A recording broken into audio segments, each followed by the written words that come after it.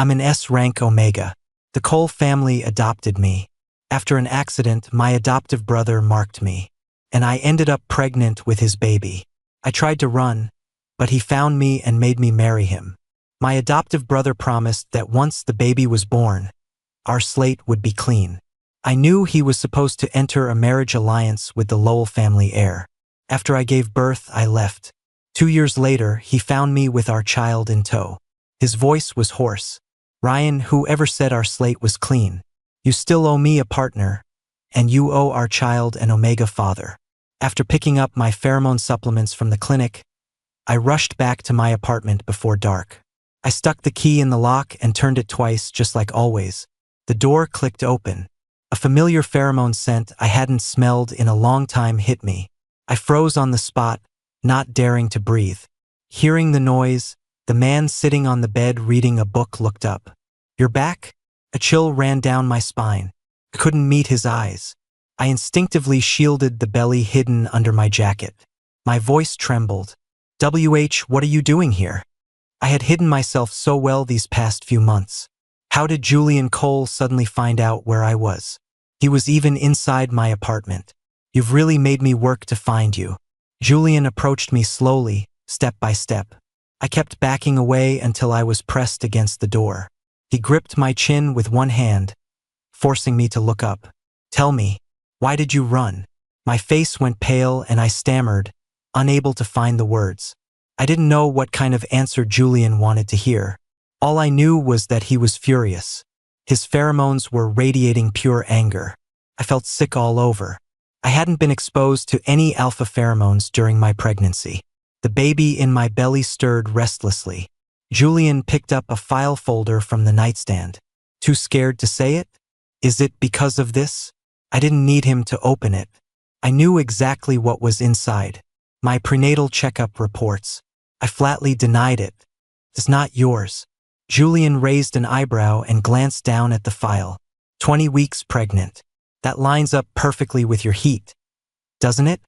His hand, which had been resting on my lower back, moved forward. He placed it directly on my swollen belly. I tensed up, too scared to move a muscle. "It's really not, Julian." I lowered my eyes, helpless. "You watched me take the pill that day." He was the one who gave me the pill himself. Julian's hand measured the curve of my stomach. His tone was non-negotiable. "Whether it is or not, you're coming back with me. I'm an orphan. I was adopted by the Cole family because I'm an S-rank Omega with a 94% compatibility match with Julian Cole. A union between two highly compatible S-rank individuals would most likely produce an S-rank alpha. So, the Cole's plan was for me to bear Julian's heir. But in the following years, tests showed a problem. The doctor said my womb wasn't fully developed, making conception difficult. The Coles didn't want to waste any more time on me and began searching for a new Omega for Julian. Until they found one, I remained with the family in an awkward position. Then came Julian's birthday. The family announced his engagement to the Lowell family. I couldn't handle it. My emotions spiraled out of control. I happened to see a bottle of red wine Julian had left on the kitchen island, and I secretly opened it. As I was drinking, I smelled an alpha's scent. That night, I saw Julian. His eyes were dark and intense, staring at me in a way that made my skin crawl with a strange sense of danger. "Is the wine good?"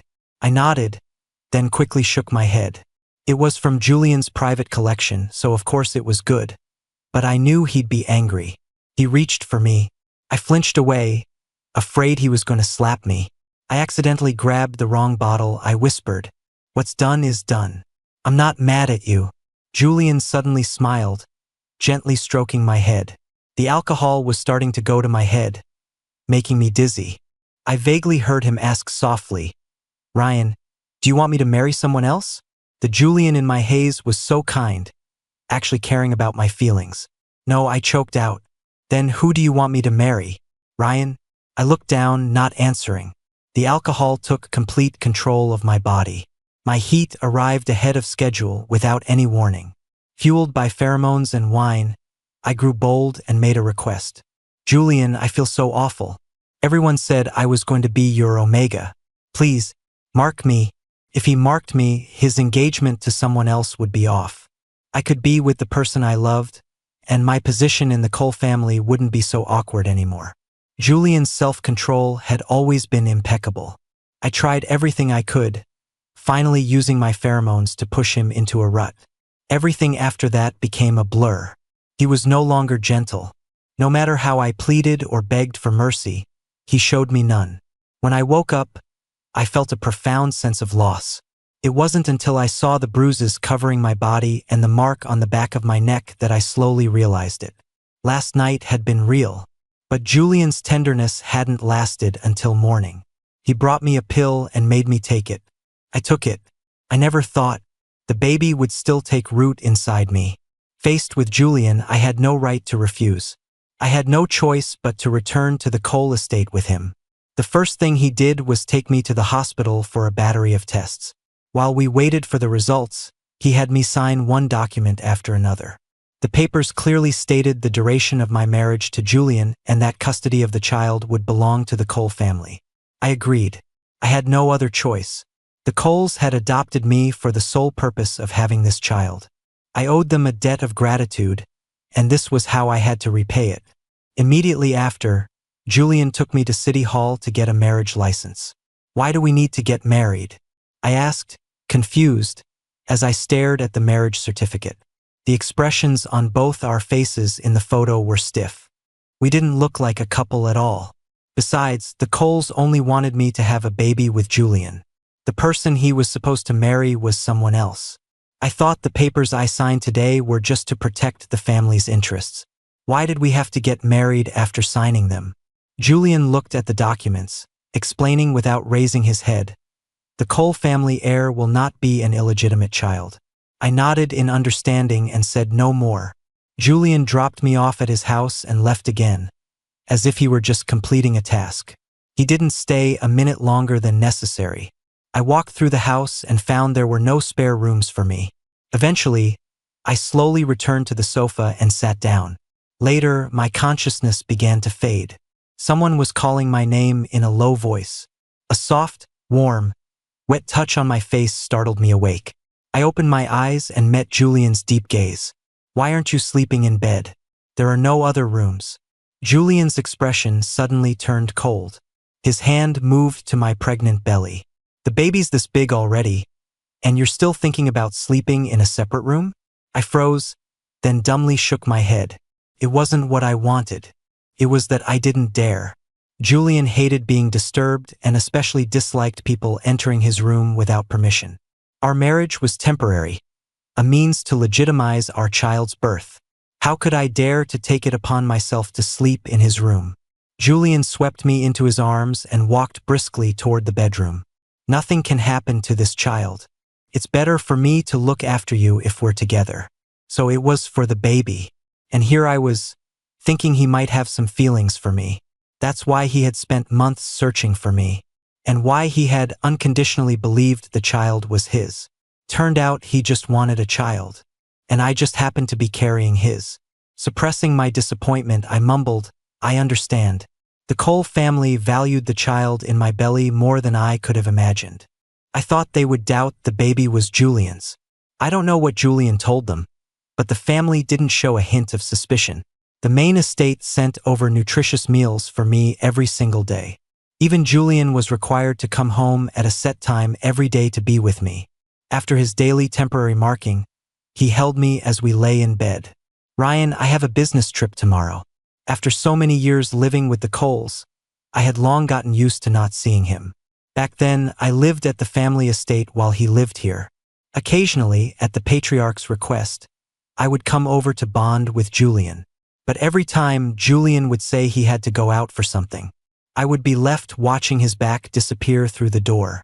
After waiting for the required amount of time, I'd go back to the estate and report that I'd done my duty. But now, Julian was actually telling me his schedule. He seemed displeased that my mind was wandering and pinched my cheek. I studied his relatively gentle expression and whispered, "Then you'll have to give me some extra comfort today." It was the first time I had ever asked him for anything. I fidgeted, scratching my ear, terrified he would say no. I waited a long time, but he didn't answer. I'm sleepy. I'm going to bed. I rubbed my tired eyes, yawning to hide the tears welling up.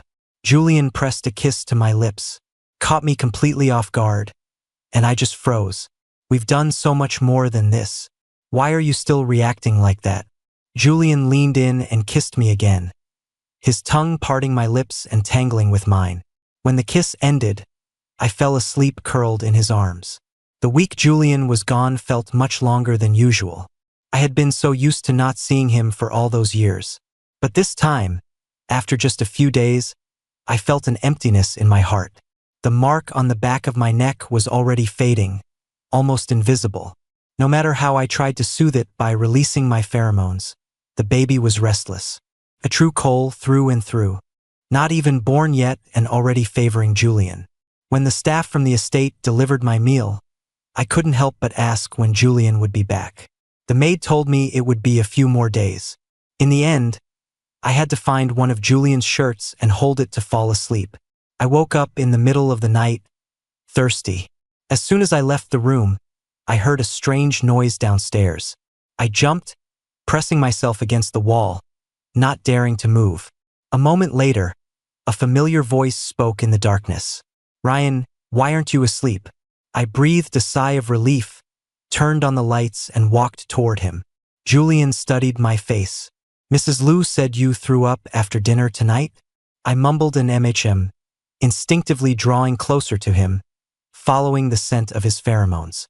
Julian's body was hot, and his pheromones were strong, orange-scented. The sweet and sour aroma quelled the nausea churning in my stomach. Julian placed his hand on my forehead, his voice hoarse. "Stop smelling." I looked up, confused and a little hurt. Even though our marriage wasn't for love, he was the baby's father and had been gone for 7 straight days. He was finally back, and he wouldn't even let me have his pheromones? My head cleared instantly, and I took a few steps back. "Fine, I won't," I muttered. Back in the room, I saw Julian rummaging through the medicine cabinet. The sound of a plastic wrapper tearing was unnaturally loud in the dark. Soon, the orange scent in the air faded significantly. I felt even more dejected.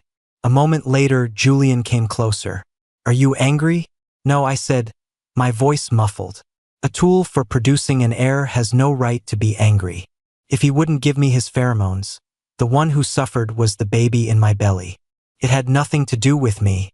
The next second, Julian flipped over and pinned me beneath him. In an instant, the chaotic images from that night flooded my mind. Now I was the one whose body was burning up. I swallowed hard, and my scent gland throbbed twice. Julian's thumb caressed my cheek as he asked, "Are you angry because I wouldn't let you scent me? Or for some other reason?" One of his hands moved down while the other massaged my scent gland.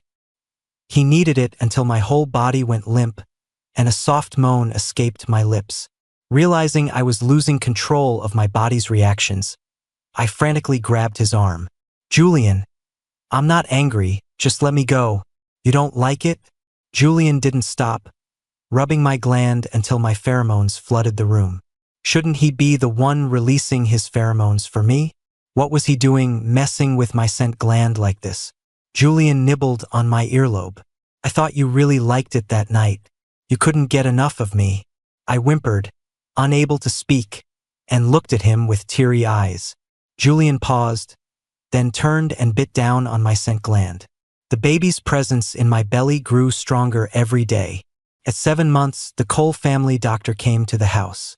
He said the patriarch had sent him to draw blood to test the baby's sex and pheromone rank. After the needle was removed, a fine, sharp pain lingered. I looked at Julian, then at the doctor and asked cautiously, "Did Grandpa Cole say what would happen if it's not an S-rank alpha?" The doctor exchanged a look with Julian. He stiffened and avoided my gaze, just telling me to get some rest. So I had to ask Julian. Julian gently stroked my head. "Whatever the sex, he's still our child, isn't he?" His words, however, did nothing to reassure me. Before, I didn't care about the baby's sex, as long as he was healthy. But after that blood draw, I found myself silently praying he would be an S-rank alpha. Otherwise, I was afraid I wouldn't be able to keep him. Late that night, Julian came back with the results. I was suddenly overcome with anxiety, my heart pounding so hard it felt like it would burst from my chest. As I stood up, Julian was already standing in front of me. What are the results? Julian's gaze lingered on my swollen belly for a moment before he spoke. It's an S-rank alpha. I let out a long sigh of relief, the knot in my chest finally loosening. Thank God. Fate was still looking out for me and my child. Julian also looked visibly relaxed and reached out to hug me. You've worked so hard, Ryan. Grandpa wants to see you. He's hosting a party at the estate next week. He wants you to come and chat with him. I wasn't paying attention to his words. My head bowed as I stared at the report over and over. Soon, the day to visit the Cole family estate arrived. The patriarch saw me alone. It was Mr. Cole who had orchestrated my adoption. I had always been grateful to him but also terrified of him. He had given me everything I had now. He could also take it all away. His sharp eyes swept over my swollen belly before landing on my face. Ryan, how have you been lately? I stood there stiffly, instinctively protecting my stomach. Everything's been fine, sir. Has Julian been taking good care of you? He asked. He's been very attentive. He comes home every day. I knew very well what Julian's attentiveness was for. Good, the patriarch said, taking a sip of his tea. Julian told me the child is an S-rank alpha. You know this child will be the heir. You must be careful with everything. You should know what you can and cannot do. The Cole family won't treat you unfairly, but don't get any ideas you shouldn't have. He glanced up at me, his eyes full of warning. My fingertips went cold. I had to dig my nails into my palms to maintain a calm facade as I quietly replied, I understand, sir. Mr. Cole closed his eyes again. It's Chris's birthday today. Go on downstairs and hang out with him. I felt like I'd been granted a pardon and practically fled the suffocating study. Downstairs, the banquet hall was a sea of elegant clothes and glittering jewels, filled with the clinking of glasses. The patriarch had called Julian away, so we couldn't leave just yet. I had no interest in joining the festivities and found a quiet corner to wait for Julian. Chris had never liked me, not since we were kids. I tried to avoid him, but he made a point to corner me. Chris's voice was full of mockery and disdain. Well, if it isn't our family's greatest contributor. How honored I am that you'd attend my birthday party while you're so heavily pregnant. All eyes in the vicinity suddenly turned to us, filled with scrutiny and curiosity. I couldn't sit still, feeling nothing but shame. I lowered my head, wanting to leave. Chris blocked my way. What's the hurry? Let's chat for a bit, Ryan. I dug my nails into my palm, not wanting to cause a scene. I need to go home. Chris looked me up and down, his gaze like he was examining an item about to expire. Ryan, you don't actually think that having my brother's baby makes you his omega for life, do you? No. Chris scoffed. It's just the two of us here. You can be honest. Don't tell me you don't like my brother. Don't you want to be by his side forever? My breath caught in my throat. I avoided his probing gaze. It was precisely because I wanted that. That's why I was pregnant with this child. Otherwise, I never would have been so bold as to use my pheromones to lure Julian. The baby in my belly suddenly moved. It reminded me of how Julian had been treating me lately. Ever since I'd started feeling the baby move, Julian had been interacting with him every night. He would tell the baby stories and play him prenatal music. The doctor said soothing pheromones could greatly alleviate the discomforts of pregnancy. So Julian gave me a temporary mark every single day. Afterward, he would stay by my side patiently, almost never leaving. What Chris was saying couldn't possibly be true. Julian wouldn't be like that. I met Chris's malicious gaze. This is between me and Julian. It's not your place to say anything. You really dare to dream, don't you? Chris's smile was cruel. Our family raised you for so long. You're just helping us by giving birth to an S-rank alpha. You're already getting off easy. Once the baby is born, my brother will divorce you, understand? And don't look so disbelieving. Do you really think my brother doesn't know I'm telling you this? I wanted to argue, but my throat felt blocked, unable to make a sound. Deep down, I had always known. Julian only married me because of the child. But his tenderness toward me didn't seem fake. Ryan, did you go mute? Chris moved closer, tugging at my arm impatiently. I lost my balance for a second and stumbled. Julian appeared just in time, pulling me into his arms. A thick, soothing wave of his pheromones enveloped me. Chris's face went white with fear. He scrambled to explain. Bro, I didn't do anything. He lost his balance on his own. I didn't push him. Julian's face was dark as he held me protectively, scolding, Chris, there's a time and a place for games. Chris apologized, looking defeated. I'm sorry. Julian swept me into his arms. Ryan is your sister-in-law. Show him some respect. Chris watched us leave with a resentful look on his face. The next day, I suddenly received an anonymous text. It was a candid photo of Julian and his originally intended fiancé, Nathan Lowell, picking out rings. The date was from the time Julian was on his business trip. The smiles on their faces were a piercing sight that sent a chill through me. Ryan, are you still not planning on leaving? Their wedding date is already set. They're just waiting to announce it. So the Cole family had never given up on the alliance with the Lowells. No wonder the patriarch and Chris had said those things to me. And what about Julian? All his care and tenderness, the daily pheromone comfort he never missed. Was it all just to ensure the baby was born without a hitch? Suddenly, I found it hard to breathe, my throat tightening. Without warning, a sharp, intense pain shot through my stomach. My vision went black in waves, and I slid to the floor, completely drained of strength. As my consciousness faded, I heard frantic footsteps and a maid's panicked cry. Mr. Ryan, what's wrong? Just then, the familiar scent of orange pheromones swept over me, thick with an unprecedented level of anxiety and fear. Ryan, don't fall asleep. Look at me. Julian was carrying me, striding quickly out of the house. My voice was a wisp of air. My stomach, it hurt so much. The engine roared, and the car shot forward like an arrow. On the way to the hospital, Julian kept trying to soothe me with his pheromones, his eyes filled with panic. I didn't know if he was worried about me or about something happening to the baby. During a brief lull in the contractions, I seized the moment of clarity and asked, Julian, once this baby is born, is my debt to the Cole family paid off? Julian's body clearly tensed. He gently brushed away the sweat-dampened hair from my face. I pressed on stubbornly. We'll be even, the Coles and I, right? Finally, his Adam's apple bobbed. His voice was low and clear. Yes. After you have the baby, you and the Cole family will be even. Once I had my answer, the searing pain returned. In that moment, I couldn't tell which hurt more, my stomach or my heart. All I could do was let the darkness swallow me whole. When I came to, the pungent smell of disinfectant filled my nostrils. The anesthesia hadn't worn off yet, but the crushing weight on my organs was gone. Julian came in from outside. Seeing I was awake, he immediately released his soothing pheromones. Does it hurt? I shook my head gently, silently plotting my escape from this place. A moment later, Julian spoke again, his voice much hoarser than usual. Ryan, it's a boy. The forecast is an S-rank alpha. But he was premature, so he'll have to stay in an incubator for a while. He really was an S-rank alpha. So I truly had no chance of living with my child. I blinked hopelessly, my nose stinging.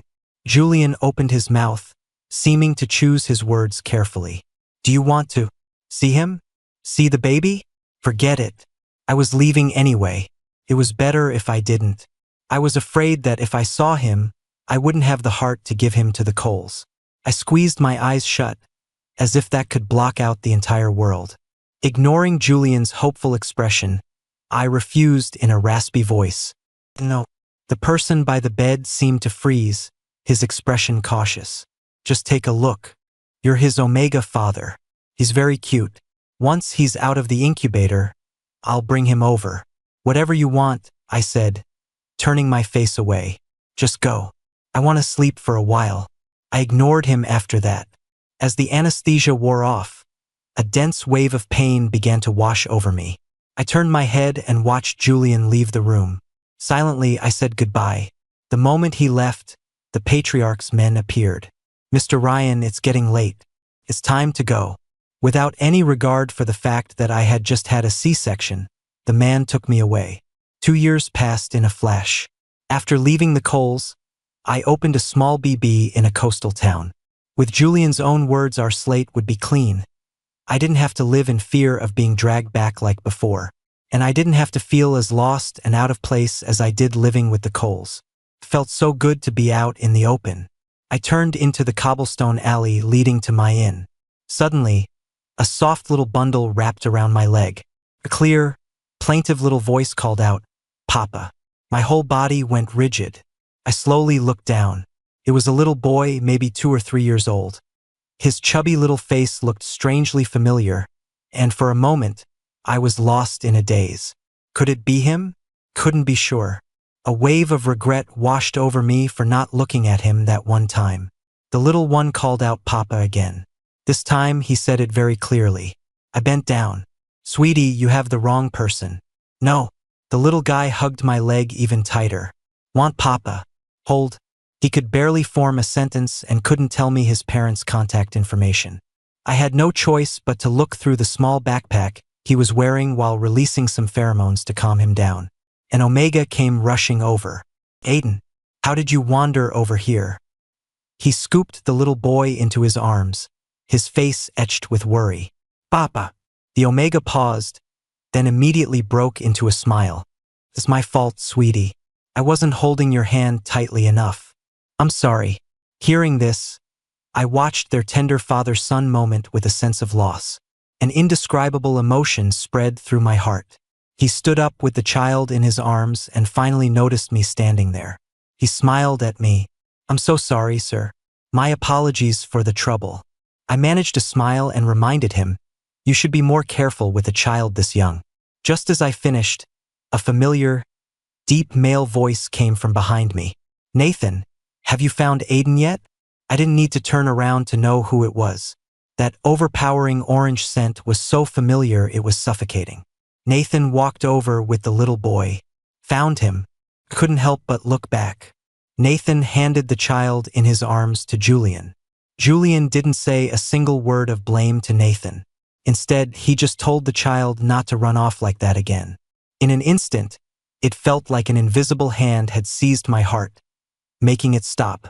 After 2 years, I finally understood. What Chris had told me back then wasn't a lie. Julian really had only ever seen me as a tool to produce an heir. All the tenderness he showed me after bringing me back to the Cole estate was fake. The person he was really marrying was this man, Nathan. He was even making my baby call Nathan Papa. Julian stood a few feet away. His gaze was as dark as ink, locked onto my face. "Ryan?" His voice was hoarse, laced with a hint of hesitation and a tremor. "Did you just find Aiden?" I didn't answer, my eyes greedily drinking in the sight of the little boy in his arms. Nathan, being ignored, tried to interrupt. "Julian, I'm the one who found him." His face was beaming with joy. He even called me Papa just now. Julian paid him no mind, walking over to stand right in front of me, still holding the child. The little boy stirred in his arms and reached out for me. "Papa," he said, looking right at me, his voice sweet and childish. "Hold. His name is Aiden Cole. Ryan, do you want to hold him?" Julian nudged him a little closer. "He's a bit heavy, though." Meeting the little guy's expectant gaze, I almost couldn't stop myself from reaching out. I tore my eyes away, clenching my fists to control myself.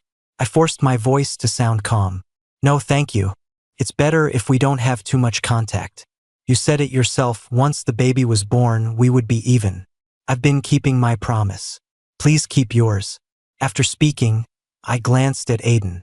Perhaps because of my rejection, his little mouth was turned down in a pout, and his eyes were red. It made my heart melt, but I had to force myself not to look at him. Julian's arms tightened around the child, his face filled with desperation. "Ryan, whoever said we were even? You still owe me a partner, and you owe Aiden an Omega father." I was stunned. Being even was something Julian himself had promised. And now he was saying I still owed him? His partner, Nathan, was standing right behind him. What did he want from me? I didn't owe them anything anymore. I only resented them. They had been so protective of this child when I was pregnant. And now they were letting him get separated from them? If I hadn't found the child, who knows what kind of danger he might have been in. Julian, you were the one who promised. What's with this act now? Before I left, I couldn't help but glare at him, my voice cold. If your family can't even look after a child properly, you might as well give him back to me. Back at the inn, I stared blankly at my jacket. It seemed to still hold the faint, milky scent of Aiden. Along with it was a subtle, familiar hint of orange. Smelling the pheromones, my mind involuntarily conjured up images of them. Julian was much thinner than before, his features sharper and more defined. Aiden, on the other hand, had been raised to be plump and fair, utterly adorable. The wind chimes on the courtyard gate tinkled. A guest had arrived. I shook my head, forcing Julian's face from my thoughts. I fixed my expression, putting on a smile, but it froze when I saw who it was. It was Julian. He held the child in one arm and pulled a suitcase with the other. The child looked like he had just been crying, his eyelashes damp, and he seemed listless. When he saw me, his eyes lit up, but he didn't make a sound, just looked at me shyly. I instinctively glanced behind Julian. There was no one else, just him and the child. You? I looked at him warily. Mr. Cole, what can I do for you? Julian took out his ID, checking in. I smiled. Sorry, we're fully booked. I have a reservation. I checked, and sure enough, there was a reservation. I was running a business, I couldn't turn away a paying customer. Julian handed me his ID. His fingertips brushed the back of my hand, deliberately or not. I snatched my hand back as if burned and reluctantly checked him in. After taking the room key, Julian just stood there. He said, out of the blue, I sent Nathan back. I froze, my fingers unconsciously tightening. I didn't speak, nor did I look at him. He didn't seem to need my response and continued on his own. I've raised Aiden by myself. There's been no one else, and certainly not Nathan. Today was an accident. Aiden was sleeping and he took him while I was on a video call. My family has been pushing me to get involved with him for the past 2 years. I refused, so he tried to use Aiden to get to me. Today's incident gave me the perfect reason to get rid of him for good. He paused, then placed Aiden on the front desk. Ryan, when Aiden called out for Papa just now, he was calling for you, not anyone else. Aiden beamed at me and called out sweetly, Papa. My heart skipped a beat. Didn't the Cole family demand that I have no contact with the child? Why would Julian teach him to call me Papa? And why would he bring him here? I couldn't figure it out. All I could do was put on a stern face and say stiffly, Julian, take your son to your room. Don't disturb my work. It was the off-season, so the inn wasn't very busy. With the young woman who worked for me covering the desk, I decided to take a walk to clear my head. But every time, I'd run into a certain someone who was driving me crazy. Julian would just smile. What a coincidence. I'd just scowl at him. After a few times, I started to suspect Julian had put a tracker on me. Julian, is this fun for you? Following me around like this? Julian shrugged. I came here for a vacation. Is it so strange for me to be out with Aiden? No, it wasn't strange. But it was very strange that wherever I went, he and Aiden would appear. Aiden held up a small ball, inviting me. Papa, play. I couldn't bring myself to refuse and played with him for a long time. The sun slowly set. Aiden's energy finally ran out, and he fell asleep in my arms. Looking at his peaceful, sleeping face, my heart melted completely. I should have gone through with my second plan to run away with the baby. Back at the inn, I placed the child on the bed. I lingered by the bedside, watching him reluctantly for a long time. I was just starting to scheme about how to get Julian to let me see the child more often. Suddenly, a shadow fell over me, enveloping me. Before I could react, I was pulled into a warm, strong embrace. It had been so long since I'd been this close to an alpha. I froze for a moment before I started struggling frantically. Julian, what are you doing? Don't move, Julian said, holding me tighter. Ryan, can I just hold you? He had already forced me into his arms. What was the point of asking for my consent now? Unable to break free, I stomped on his foot in frustration. Julian grunted, burying his face in my shoulder. His hot breath tickled the skin near my scent gland, making my body tremble. I bit the inside of my cheek and reminded him coldly, "Julian, don't forget we broke up a long time ago. What do you think you're doing, holding me like this?" Perhaps the reminder worked. Julian slowly released me and pulled me to sit on the edge of the bed. I stared at Aiden's little chest rising and falling, lost in thought. Julian spoke tentatively. "I can show you pictures of Aiden when he was a baby. Ryan, in exchange, will you let me hold you?" I had to admit the offer was incredibly tempting. For the past 2 years, the Cole family had protected Aiden so fiercely that I had no way of knowing anything about him. After a long internal struggle, I reluctantly agreed. "Okay." Julian opened a photo album dedicated to Aiden. While I was looking at the pictures, he pulled me contentedly into his arms. As a newborn, Aiden was tiny and frail. In Julian's hands, he looked like a fragile little doll. It was a world away from the plump, doughy, adorable boy he was now. Julian wiped a tear from the corner of my eye and leaned in to kiss it away. "That's all in the past. Aiden's quite a handful now. Even an alpha like me gets tired from holding him for too long." Why did you nickname him that?" "Because these past 2 years, he and I have both missed you so much." Julian suddenly leaned in to kiss me. I turned my head away quickly. He only managed to brush my lips. Julian looked at me, dejected, and whispered, "Ryan, I miss you so much. Please don't make me leave." After that day, Julian seemed to stop being a guest at the inn. He began to truly integrate into the daily life of the place. It was a small business, so I didn't have many employees. When a guest checked out, I was usually the one who cleaned the room. Julian always volunteered to help.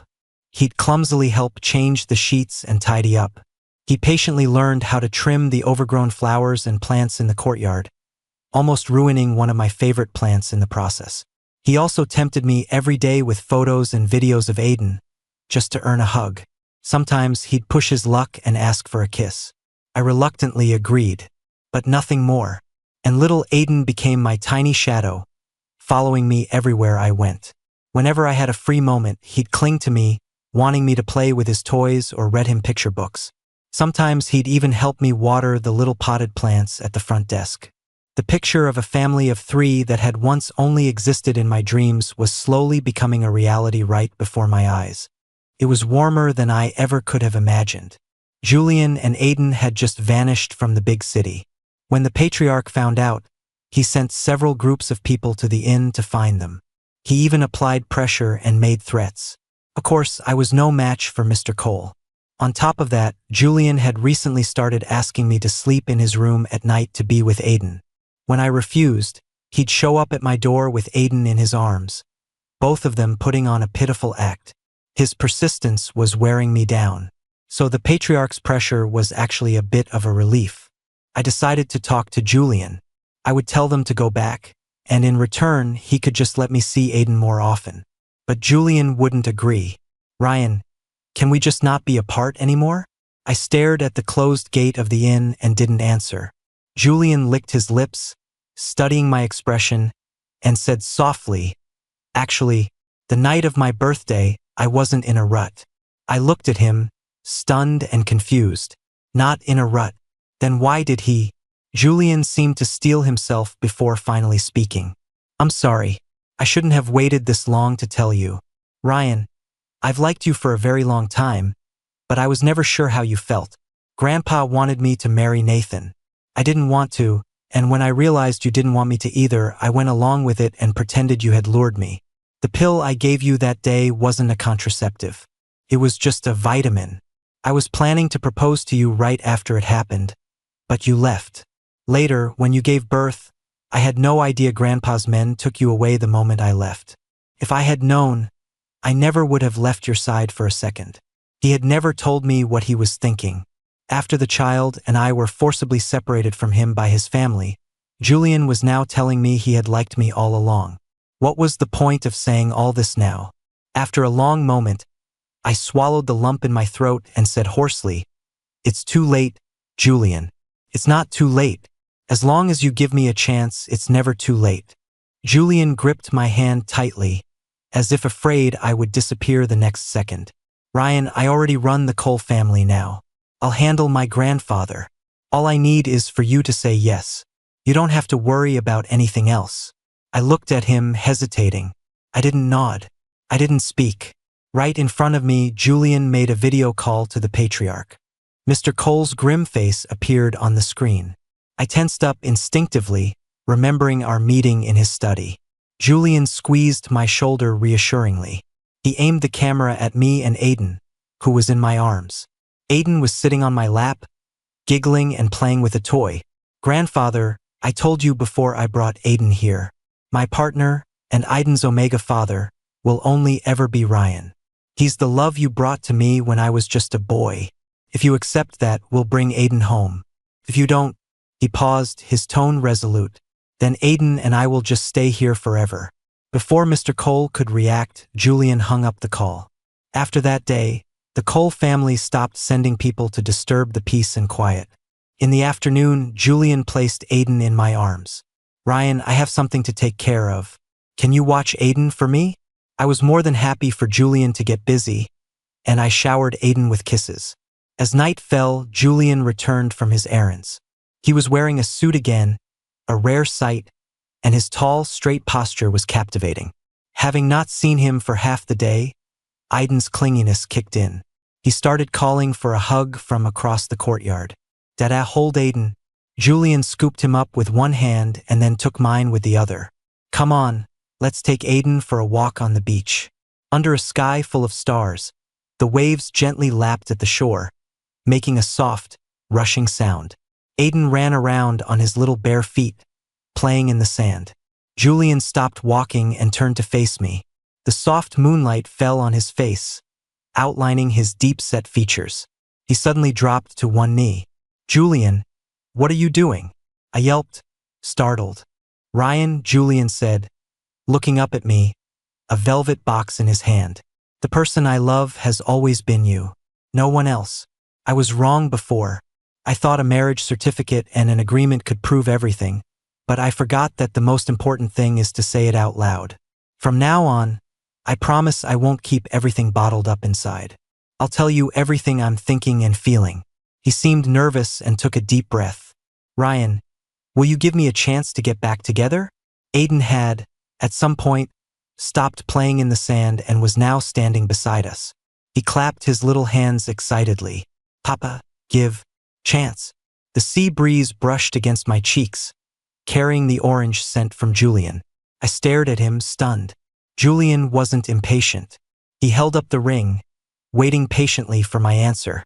I looked at the two similar faces before me, one big and one small, and slowly extended my hand. Julian, I'll give you one more chance. I hoped he would keep his word and not let me down. Julian's hand trembled as he slid the ring onto my finger. He pulled me into his arms, overjoyed. He held me so tightly it felt like he was trying to merge me into his own body. A week later, a temporarily closed sign hung on the inn's gate. A car sent by the Cole family was parked at the end of the alley. Aiden was sleepy as I held him, rubbing his eyes drowsily. Julian finished loading the luggage, then turned to look at us, his expression gentle. Ryan, Aiden, shall we go home? Aiden waved his chubby little hands and repeated in his sweet, childish voice, go home. Then father and son both turned to look at me. I smiled and nodded. Yes, let's go home.